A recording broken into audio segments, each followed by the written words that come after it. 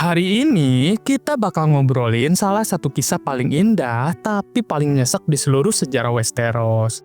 Kisah cinta yang bikin seorang pangeran ninggalin mahkota, bikin pemberontakan pecah, bikin ramalan besar muncul, dan bahkan mungkin jadi salah satu alasan dunia Westeros berubah selamanya. Ini kisah tentang Jaime of Oldstone dan Duncan Targaryen, si Prince of Dragonfly. Dua orang yang mungkin gak pernah nyangka kalau cinta mereka bakal ngegeser masa depan satu benua. Jadi ceritanya dimulai dari seorang pangeran yang namanya Duncan Targaryen.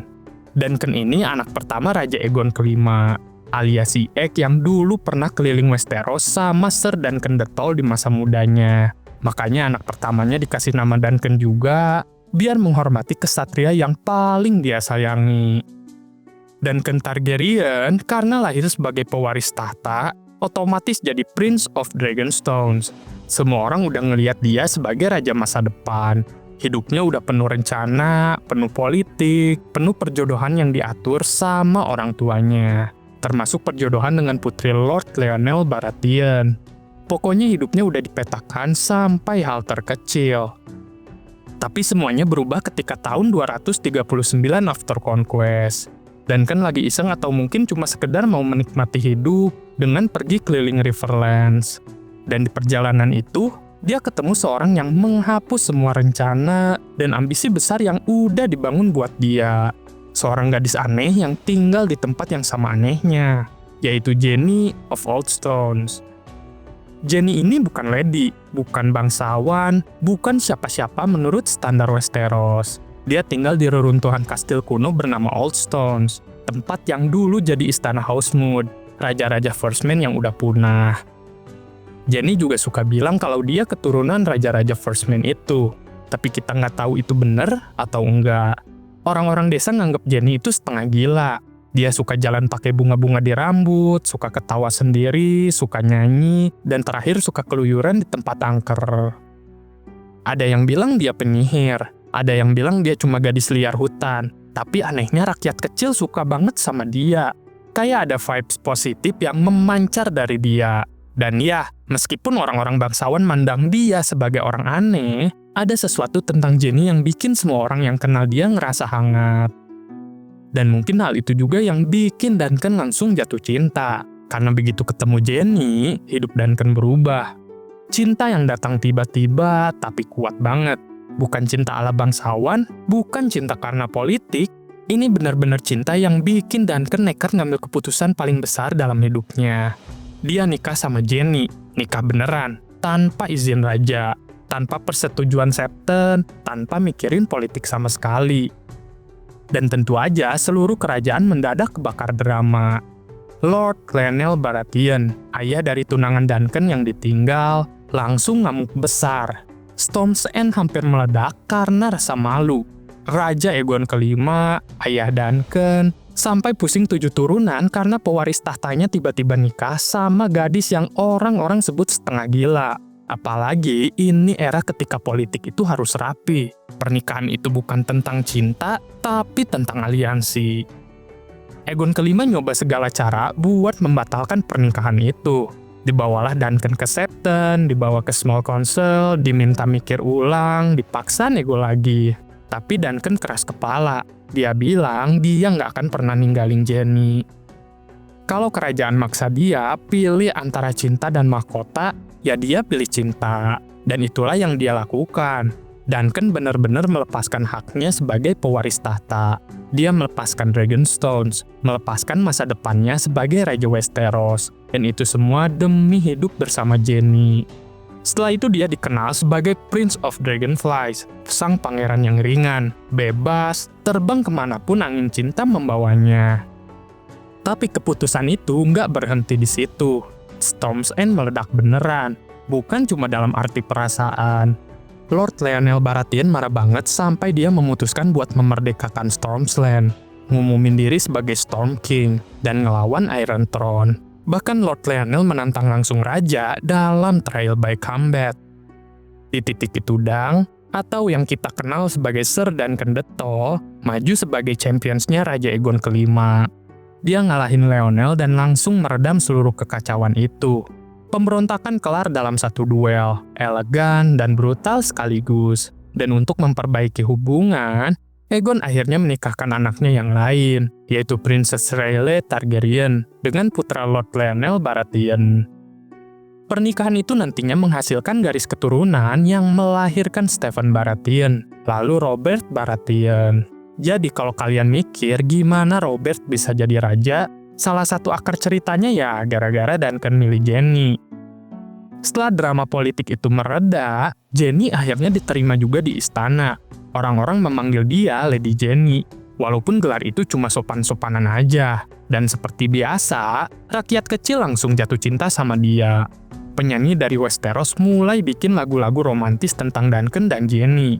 Dan di satu titik, mereka jadi salah satu pasangan paling populer di lagu-lagu tavern.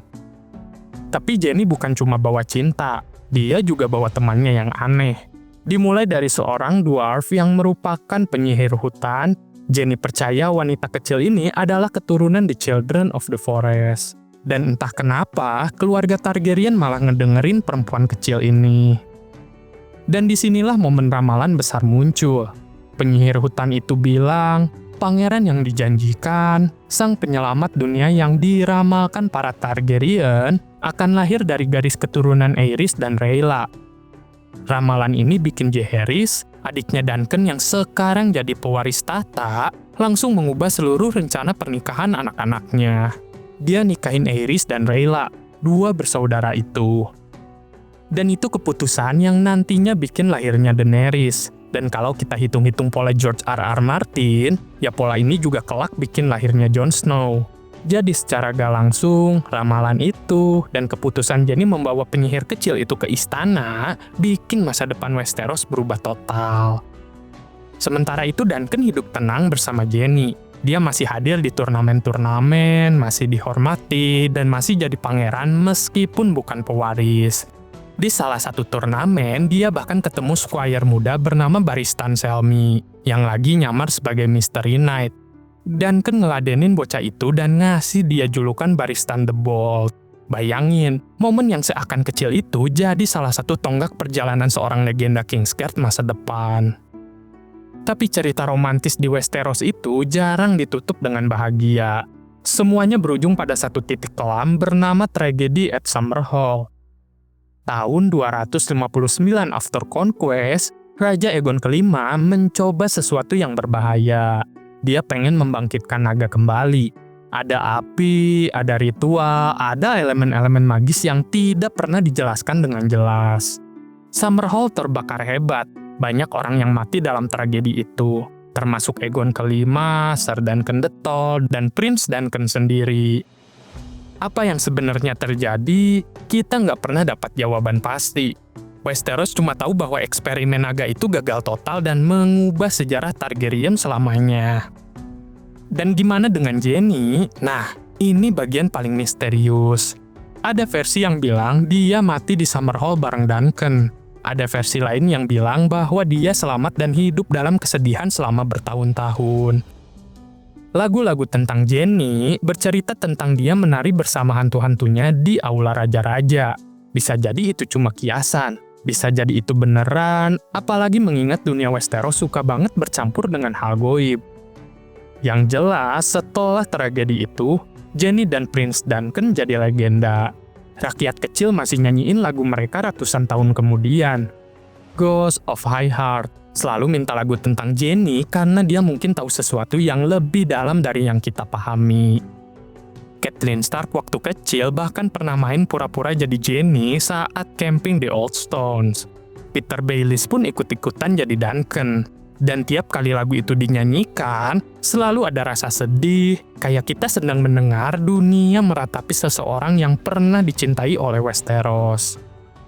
Duncan Targaryen pernah bilang, walaupun hidupnya harus berubah dan dunia harus membayar harga mahal, dia tetap memilih Jenny. Dan sejarah Westeros menunjukkan kalau keputusan itu memicu perantai peristiwa yang sangat besar. Ramalan pangeran yang dijanjikan, pernikahan Aerys dan Rhaella, dan kelahiran karakter-karakter besar yang bakal membawa Westeros ke masa depan yang gelap tapi penuh harapan. Cinta mereka mengubah segalanya. Dan sampai hari ini, Kalau kamu datang ke Old Stones, tempat Jenny dulu tinggal, kamu masih bisa ngerasain keheningan yang aneh.